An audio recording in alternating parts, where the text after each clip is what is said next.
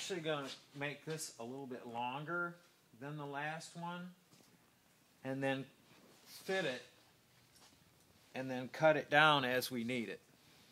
Okay. So I'm going to cut this out about a 1/2 inch away from it.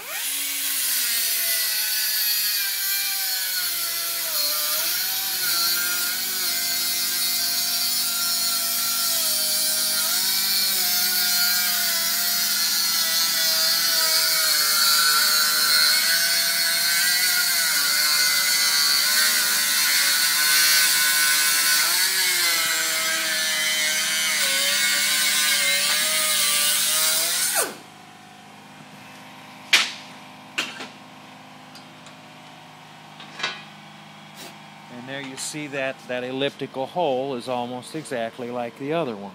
Mm-hmm. And ideally, that's what you want. You want the same shape. Yeah. Okay. Now,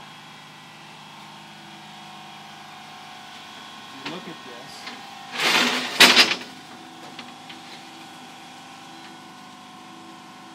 there you have a nice smooth transition to the next coil. Oh man, that's tight to get the weld under there. Yeah. That's why it's so time consuming. Because what you do is you weld the part that you can get to the easiest first. Mm-hmm. Yep. Then you can spread these and hold them apart with blocks of wood, and then get down there in with your torch and do the rest of it. Mm-hmm. So, and I'm thinking this is going to be pretty good. We can weld this together like this, and by the time we heat it up and get it next to each other, it'll be fine. Now, another thing we need to think about as well is our spacing here. Now these are quite nicely spaced. Okay, just a little bit of variation in some spots. What we've done in the past, I've put nails down in there, big gauge nails, and then just it's gone like every 120 degrees with it to see that it's all spaced exactly the same.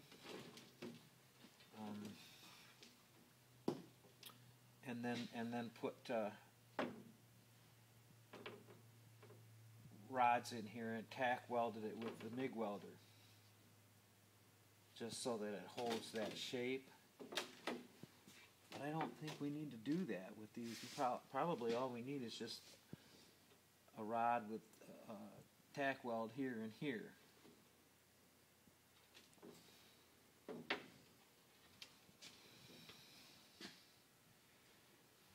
So we're going to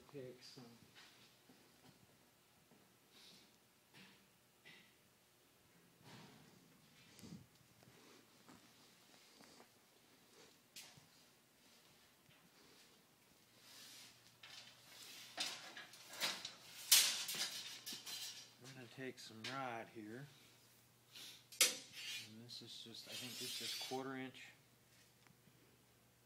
maybe 5/16.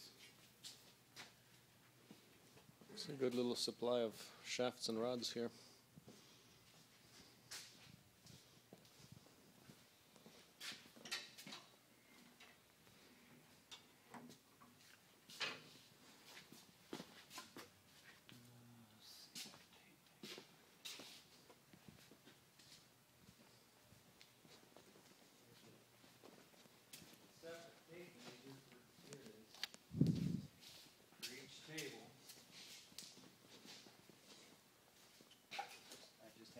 This one over on that table right there.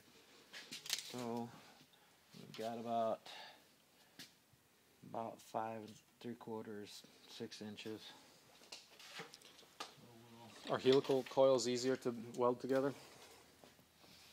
not necessarily. anytime you butt weld something, there's a certain amount of difficulty in it. And if you you need to be satisfied that after you've welded that it's good.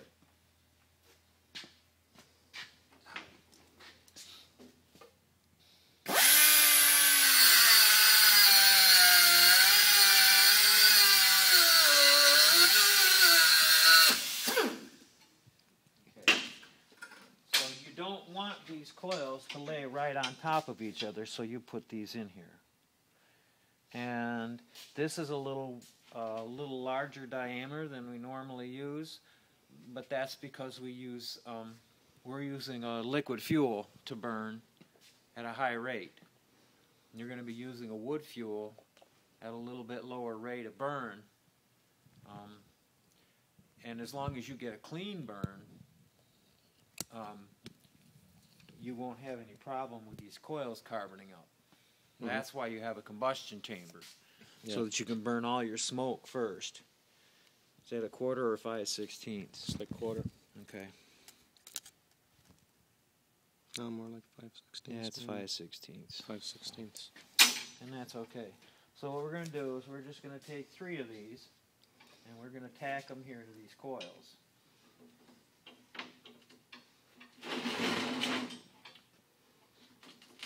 What we're going to want to do, this is involved, we're just going to want to kind of try to clamp this down so that it's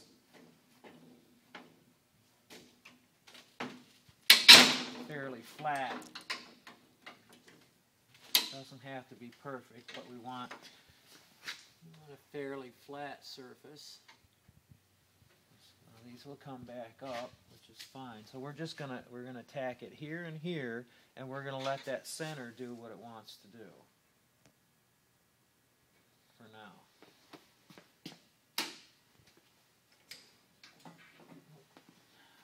Welder's not plugged in.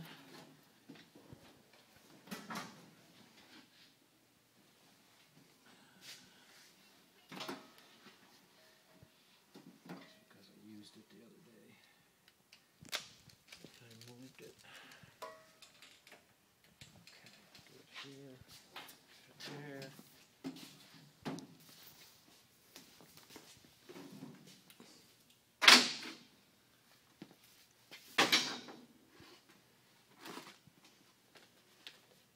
Okay, you can look at that with the camera, but you cannot look at it without having eye protection on your face.